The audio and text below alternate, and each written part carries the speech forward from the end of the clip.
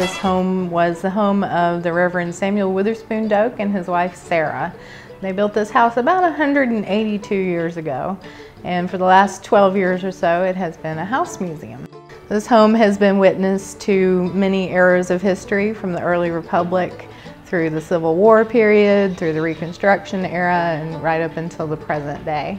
The structure is one of the 10 structures on Tusculum College campus that is on the National Register of Historic Places.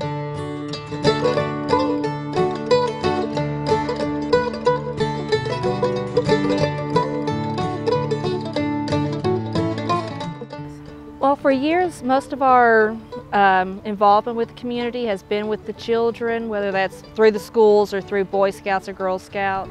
Children are going to be in the museum world no matter what kind of museum that you work at, no matter what your target audience is. There are always going to be children. There are always going to be school groups, or even if it's just someone coming with their family to tour the place, there are always going to be children here. One of our missions is as an education venue, and we serve that mission through providing field trip opportunities to public schools, private schools, and homeschool groups. We are beginning to branch out more into adults in the community. We've had a series of workshops go on. We've taught broom making, batiking, basket making, and so far all of those have been full. We do an annual field day event, and we have draft horses out here that plow the garden, and we bring in baby lambs and goats and all kinds of fun stuff at that. I think Lessons from the Lawn is probably the one program that you see the most people show up for. It's something entertaining and engaging, not only for the children that come, but also for the adults. At Lessons, we'll have several hundred children here on site going from one station to the next. At Christmas time, we have a program called Storytelling and Gingerbread, and that's probably our most popular program, and that focuses on the customs, the Christmas customs that the Doak family might have engaged in back in the 19th century.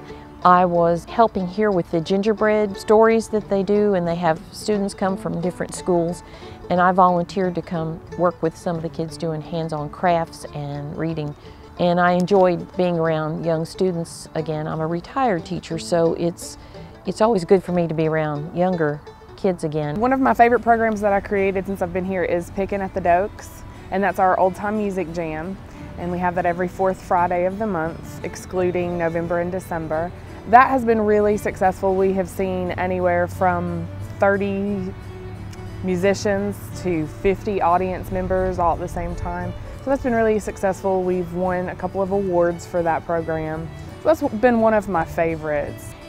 Well, I like that they're involving the community more. Until the last few years, I don't think anything was offered much here for community involvement. And these workshops are of quality, and they're affordable, and they involve a lot of people in the community, and they make the hours convenient for people in the community.